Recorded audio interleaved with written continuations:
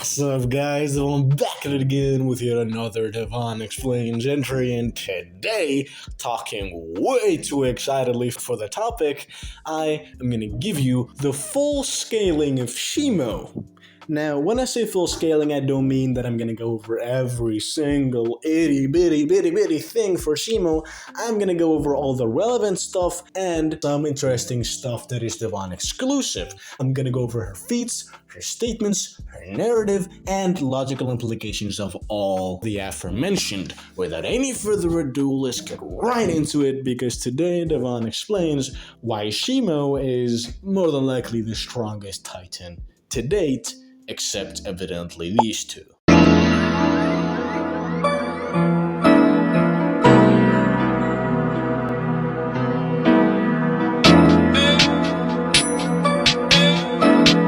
So how powerful is Shimo? Starting off, there's an endless menagerie of statements that absolutely lick her boots. She's a weapon of mass destruction, a world ender, She can basically destroy the planet. and the greatest threat ever faced by Godzilla and Kong. Sometimes a threat too great for Godzilla and Kong combined, in context to Pink Godzilla and in context to Beast Glove Kong. One thing to note is that her weapon of mass destruction status is in context to Scar King and his army, which they alone could nearly kill ancient Godzilla. The guy surely was not supercharged against Scar King and his army, but the fact that Shimo's stated to be like a nuke compared to an ancient Godzilla's base speaks to her might. Consistent with the fact that Godzilla's always had to amp himself for Shimo's level of threat. When it comes to her actual feats, she's noticeably stronger than Pink Godzilla, so much so that he just cannot compete with her physically, and after a single strike from Shimo, he decides to supercharge himself for the third time. Mind you, by the nature of legendary Godzilla's durability and the nature of the pink buff, this feat alone is dozens of times greater than the baseline atomic breath's power for a simple strike from Shimo. This extra powerful attack potency is probably through her claws and her massive front limbs, as Kong was able to take a tail whip to the deck with no life-ending harm. Either Shimo's front claws are really strong, or her piercing damage is absolutely unholy. Unfortunately, these are Shimo's only direct physical feats. Anything else she has is being able to fight Pink Godzilla in an environment similar to water, so she's certainly not slow. As Pink Godzilla is faster than his base, if you are like me and believe that Godzilla's stats are 1-to-1 with his energy level, then Pink Godzilla would actually be 4 times faster than baseline.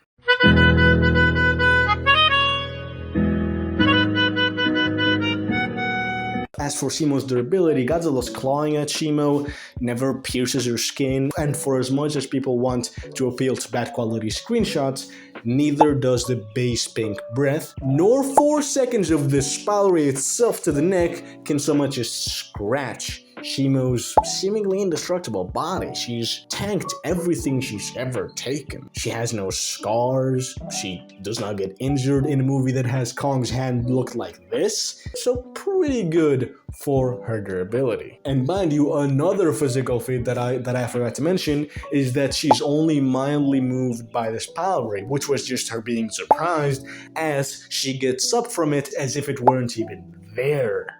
Just to understand how insane this is, Pink Godzilla's beam is 20 times stronger than the base breath. This power ray is a supercharged pink beam, so 2 times stronger than the pink beam, 40 times stronger than the base breath, and 20 times stronger than the same atomic breath that pinned full power Ghidorah in place. And Shimo barely even feels it. Amazed by people who lose weight with exercise.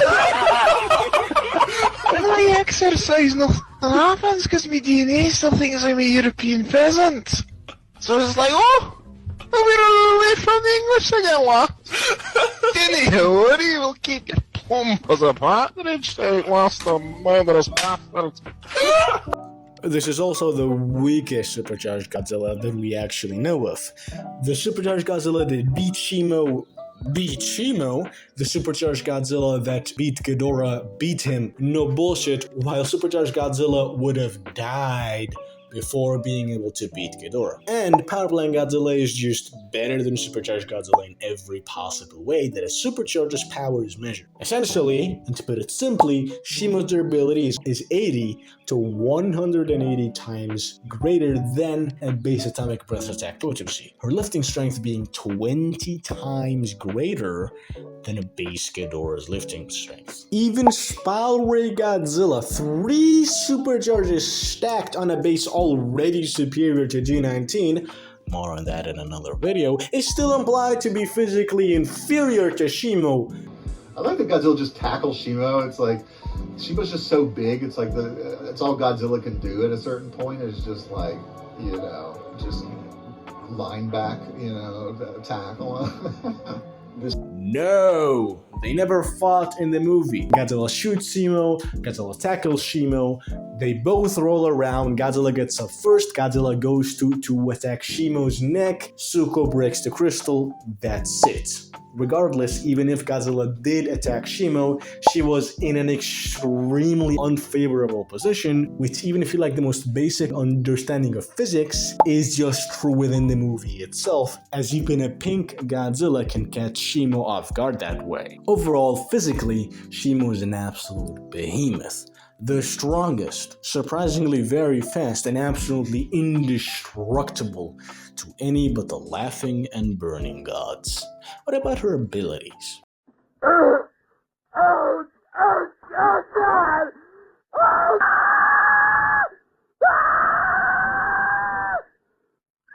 She's passively oozing out multi-continental levels of cold at any point, with only magma from the Earth's core being able to suppress her body cold, which given the Monsterverse planet can feed multiple black holes that consistently shoot gamma rays and gamma ray bursts, not really an anti-feat. Of course we have her frostbite breath, so cold that atoms slow down from it, absolute zero cold. She can use this beam to create massive multi-continental storms, and within 5 days create an ice age, cover entire countries in ice within hours, and seal planet-destroying alien dragons forever. This beam has no destructive ability, but when it strikes something that can resist cold, its force is so immense, being able to clash with an ancient supercharged Godzilla, bare minimum the force that pinned full power Ghidorah in place.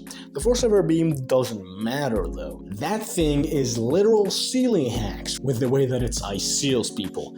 Ghidorah would have never been able to escape it, and Pink Godzilla straight up lost to it despite having evolved specifically to counter her ice. This idea was like, you know, when Godzilla evolves, one of the many traits that he has is he's able to actually superheat his skin. You know, like one of the things he evolves towards is that he knows he's going to be battling Shimo, and so the idea is that he has these new abilities that can combat ice. And Mothra had to save him.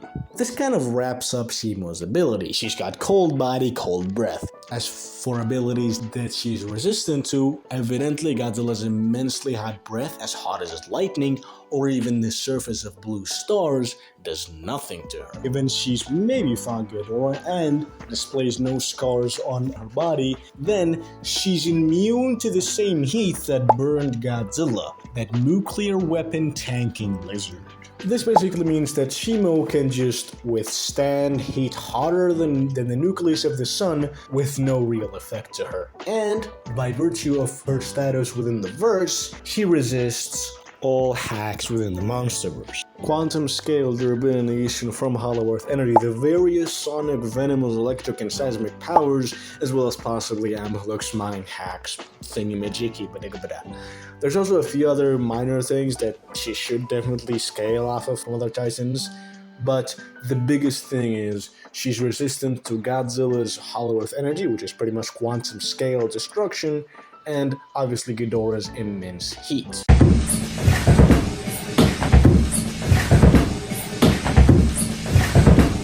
Before I wrap up the video, there is also an argument that I would like to share with you. Shimo may grow stronger passively, or at least has the ability to evolve.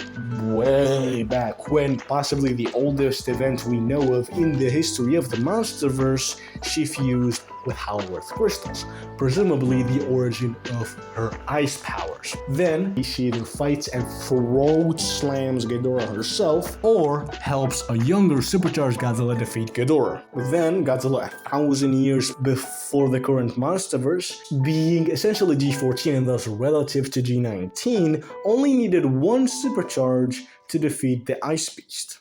But now, the moment he senses her, he feels the need to supercharge himself twice, evolve increased density and a massively enhanced breath just to think he can fight her. And then he corrects himself by amping himself a third time. Either this or that supercharged Godzilla that Shimo fought in 1027 was just the second strongest Godzilla we've ever seen behind Burning.